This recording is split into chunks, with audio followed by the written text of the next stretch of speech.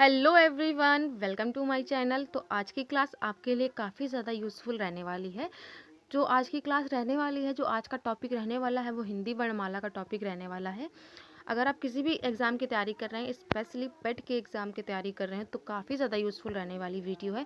देखिए, मैंने इस वीडियो में काफ़ी ज़्यादा अच्छे और सिलेक्टेड और इम्पॉर्टेंट क्वेश्चन लिए हैं विथ प्रीवियस ईयर, जो आपके हर कॉम्पिटिटिव एग्ज़ाम में बार बार पूछे जाते हैं प्रश्न। तो चैनल पर नए विजिट किए हों तो मेक श्योर चैनल को सब्सक्राइब कर दीजिएगा और एक प्यारा सा लाइक कर दीजिएगा वीडियो को, और वीडियो को शेयर कर दीजिएगा अपनी फ्रेंड्स और फैमिली में जिनका भी एग्ज़ाम है, सो उनके लिए भी वीडियो हेल्पफुल हो। तो चलिए शुरू करते हैं पहले प्रश्न से। पहला प्रश्न है, निम्नलिखित में से कौन वर्ण अंतस्थ नहीं है? तो देखिए, जो इनमें से बताना है ऐसा कौन सा वर्ण है जो अंतस्थ नहीं आता है। तो देखिए, जो अंतस्थ वर्ण कहलाते हैं वो अंतस्थ वर्ण होते हैं, वो 4 होते हैं। तो 4 में ऐसा कौन सा वर्ण है जो अंतस्थ नहीं कहलाएगा इन ऑप्शन में से? तो पहला ऑप्शन है या, सेकंड है हा, तीसरा है र, फोर्थ है वा। तो देखिए, जो अंतस्थ व्यंजन होते हैं वो होते हैं या, र, ला और वा। ठीक है, बाकी जो इनमें से हा ये संघर्षी व्यंजन कहलाएगा। तो इसका जो करेक्ट आंसर हो जाएगा वो हो जाएगा सेकंड नंबर। याद रखिएगा, बार बार अगर एग्जाम में आपसे पूछता है कि हिंदी वर्णमाला में अंतस्थ व्यंजन कितने होते हैं, तो आप लोगों को बताना है 4 होते हैं। ठीक है, और आप लोगों को याद भी रखना है कौन कौन से होते हैं, या, र, ला और वा, ये होते हैं अंतस्थ व्यंजन। ठीक है, तो चलिए आगे देखते हैं अगला प्रश्न क्या है। अगला प्रश्न है, निम्नलिखित में से अघोष वर्ण बताना। इनमें से ऐसा कौन सा वर्ण है जो अघोष वर्ण है? तो पहला ऑप्शन है अ, सेकंड है ज, थर्ड है ह, फोर्थ है सा। तो देखिए, जो इनमें से अघोष वर्ण है वो है सा। ठीक है, तो इसका जो करेक्ट आंसर हो जाएगा वो हो जाएगा फोर्थ नंबर। चलिए आगे देखते हैं अगला प्रश्न क्या है। अगला प्रश्न है, हिंदी की तालव्य ध्वनि कौन सी है? हिंदी की तालव्य ध्वनि कौन सी है? तो बताना है जो तालव्य का उच्चारण स्थान इनमें से किनका है? तो पहले ऑप्शन है प, फ, ब, भ, दूसरा है च, छ, ज, झ, तीसरा है त, थ, त, ध, और चौथा है ट, ठ, ड और ढ। तो देखिए, जो इनमें से तालव्य की ध्वनियाँ होती हैं वो होती हैं चा वाली लाइन, तो कंठ तालव्य। ठीक है, तो च, छ, ज, झ इनका उच्चारण तालव्य की सहायता से होता है, तो ये तालव्य ध्वनियाँ कहलाती हैं। तो इसका करेक्ट आंसर होगा वो हो जाएगा सेकेंड नंबर। ठीक है, देखिए, मैं जो भी प्रश्न आप लोगों के साथ डिस्कस करूंगी वो काफ़ी ज़्यादा अच्छे क्वेश्चन है, मतलब बार बार रिपीट होने वाले क्वेश्चन है विद प्रीवियस ईयर। तो आप लोगों को क्लास को एंड तक देखना है, जो आपके लिए भी अच्छा होगा। तो देखिए अगला प्रश्न क्या है। अगला प्रश्न है, कौन सी ध्वनि अल्प प्राण है? बताना है इनमें से ऐसी कौन सी ध्वनि है जो अल्प प्राण है। देखिए, जो अल्प प्राण व्यंजन होते हैं वो होते हैं, पहला किसी भी वर्ग का पहला वर्ण, तीसरा वर्ण और पांचवा वर्ण जो होता है वो अल्प प्राण व्यंजन कहलाते हैं। ठीक है, तो इसके ऑप्शन है ख, ध, थ और ता। तो आप लोगों को ध्यान करना है कि इनमें से ऐसा कौन सा व्यंजन है जो अल्प प्राण कहलाएगा, यानी कि फर्स्ट नंबर पे आएगा, थर्ड नंबर पे आएगा और 5 नंबर पे आएगा। तो इनमें से एक ही हमको दिख रहा है, ये है ता। ठीक है, त, थ, द, ध, न। तो इसका जो करेक्ट आंसर हो जाएगा वो हो जाएगा फोर्थ नंबर। ठीक है, चलिए आगे देखते हैं अगला प्रश्न क्या हो। चलिए अगला प्रश्न देखते हैं। अगला प्रश्न क्या है, हिंदी की स्पर्श ध्वनि अघोष, ठीक है, घोष, महाप्राण, दंत व्यंजन ध्वनि है। इनमें से बताना है ऐसा कौन सा शब्द है जो अघोष भी है, घोष भी है और महाप्राण है और दंत व्यंजन भी कहलाएगा। तो इसके ऑप्शन है भ, त, ठ और ह। तो देखिए, जो इनमें से महाप्राण व्यंजन कहलाएगा वो कहलाएगा था। ठीक है, था ऐसा व्यंजन है जो स्पर्श है, अघोष वर्ण है, घोष वर्ण है, महाप्राण और दंत की सहायता से बोला जाता है। तो इसका जो करेक्ट आंसर हो जाएगा वो हो जाएगा थर्ड नंबर। ठीक है, चलिए अगला देखते हैं अगला प्रश्न क्या है।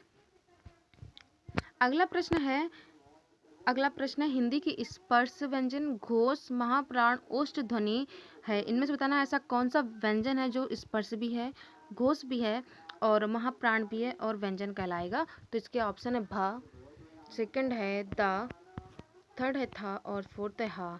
इसका जो करेक्ट आंसर हो जाएगा वो हो जाएगा भा नंबर। ठीक है, चलिए आगे देखते हैं अगला प्रश्न क्या है। अगला प्रश्न है, निम्नलिखित में से कौन सा स्वर संवृत नहीं है? देखिए, इनमें से बताना ऐसा कौन सा स्वर है जो संवृत नहीं है। तो इसके ऑप्शन है बड़ा आ, औ, ई, ए। तो देखिए, जो इसका जो करेक्ट आंसर हो जाएगा, आप लोग बताइए, ट्राई कीजिए आप लोग क्या हो जाएगा।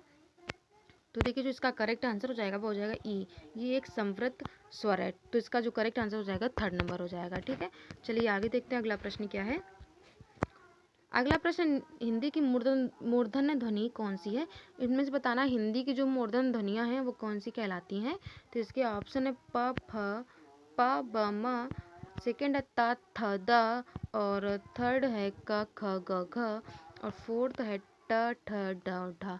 तो देखिए जो मूर्धन्य ध्वनियाँ होती हैं वो होती टा, टा वाला वर्ग। तो इसका करेक्ट आंसर हो जाएगा 4th नंबर। चलिए अगला प्रश्न देखते हैं। अगला प्रश्न क्या है? अगला प्रश्न हिंदी की बा ध्वनि है, इनमें से बताना हिंदी का जो उच्चारण स्थान है वो कौन सी ध्वनि है। तो पहला दंत ध्वनि है, सेकंड है कंठ ध्वनि है, थर्ड है तालव्य ध्वनि है, या फिर फोर्थ है ओष्ठ ध्वनि है। तो देखिए जो हिंदी में बा है उसका जो उच्चारण स्थान है वो उच्चारण स्थान है ओष्ठ की सहायता से बोला जाता है, तो ये ओष्ठ ध्वनि कहलाएगी। तो इसका जो करेक्ट आंसर होगा वो हो जाएगा 4th नंबर। ठीक है, चलिए आगे देखते हैं अगला प्रश्न क्या है। अगला प्रश्न, निम्नलिखित में से दंत ध्वनि बतानी है, इनमें से ऐसे कौन सी शब्द है जो दंत कहलाएगा। तो इसके ऑप्शन है, पहला है क, दूसरा है छ, और तीसरा है त, और चौथा है पा। तो देखिए जो इनमें से दंत ध्वनि है वो है ता। ठीक है, तो इसका करेक्ट आंसर हो जाएगा, आंसर होगा 3rd नंबर। ठीक है, चलिए आगे देखते हैं अगला प्रश्न क्या है। अगला प्रश्न, निम्नलिखित में से दंतोष्ठ ध्वनि कौन सी है? इनमें से बतानी है ऐसी कौन सी ध्वनि है जो दंतोष्ठ ध्वनि यानी कि दंत से भी बोली जाती है और ओष्ठ से भी बोली जाती है, तो मिलाकर दंतोष्ठ हो जाता है। तो इसका करेक्ट आंसर क्या होगा? पहला ऑप्शन है क, दूसरा है छ, तीसरा है व, चौथा है पा। तो देखिए जो इनमें से दंतोष्ठ ध्वनि है वो होती है वा ध्वनि। ठीक है, तो इसका करेक्ट आंसर हो जाएगा C नंबर। चलिए आगे देखते हैं अगला प्रश्न क्या है। अगला प्रश्न है, निम्नलिखित में से मूर्धन्य ध्वनि है, इनमें से बताना ऐसा कौन सी ध्वनि है जो मूर्धन्य ध्वनि है। तो इसका जो करेक्ट आंसर होगा ये होगा ट, ड, ढ और ला, जो मूर्धन्य की सहायता से उच्चारित होता है, मूर्धन्य की सहायता से बोली जाती है। तो इसका करेक्ट आंसर हो जाएगा C नंबर। ठीक, चलिए अगला प्रश्न देखते हैं। अगला प्रश्न क्या है। अगला प्रश्न, निम्नलिखित में से स ध्वनि का उच्चारण स्थान है, इनमें से बताना है जो सा ध्वनि है इसका उच्चारण स्थान क्या होगा। तो पहला है दंत होगा, सेकंड है तालव्य होगा, थर्ड है मूर्धन्य होगा, और फोर्थ है कंठ होगा। तो देखिए जो सा ध्वनि का उच्चारण स्थान होता है वो होता तालव्य। ठीक है, तो इसका जो करेक्ट आंसर हो जाएगा वो हो जाएगा 2nd नंबर। चलिए अगला देखते हैं। अगला प्रश्न क्या है। अगला प्रश्न, निम्नलिखित में से कौन सा व्यंजन पार्श्विक है?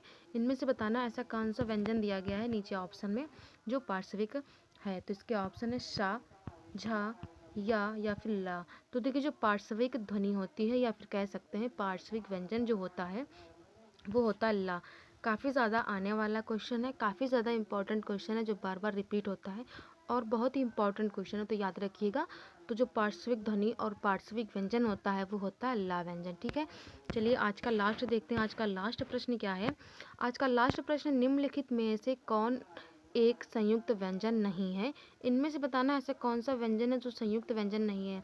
तो देखिए जो संयुक्त व्यंजन होते हैं वो 4 होते हैं, आप लोगों को पता ही होगा। संयुक्त व्यंजन 4 होते हैं और इनमें से बताना है कि संयुक्त व्यंजन कौन सा नहीं है।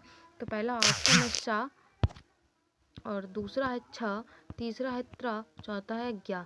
तो देखिए जो इनमें से संयुक्त व्यंजन नहीं है वो नहीं है शा वाली, सीटी वाली शा। बाकी जो छ, त्र, ज्ञा ये संयुक्त व्यंजन हैं। तो ये रही आप लोगों के लिए हिंदी वर्णमाला की क्लास, जो आप लोगों के लिए बेहद इंपॉर्टेंट क्लास है। अगर आप किसी भी गवर्नमेंट एग्ज़ाम की तैयारी कर रहे हैं, स्पेशली पीईटी की तैयारी कर रहे हैं, तो काफ़ी ज़्यादा यूज़फुल रहने वाली वीडियो है। और चैनल पर नए हो तो मेक श्योर चैनल को सब्सक्राइब कर दीजिएगा ऐसी वीडियोज़ के लिए, और बेल आइकन को प्रेस करना ना भूलिए ताकि आप लोगों तक नोटिफिकेशन पहुंच सके वीडियो की। तो चलिए मिलती हूँ अगली वीडियो में ऐसी ही वीडियोज़ के साथ, तब तक के लिए बाय।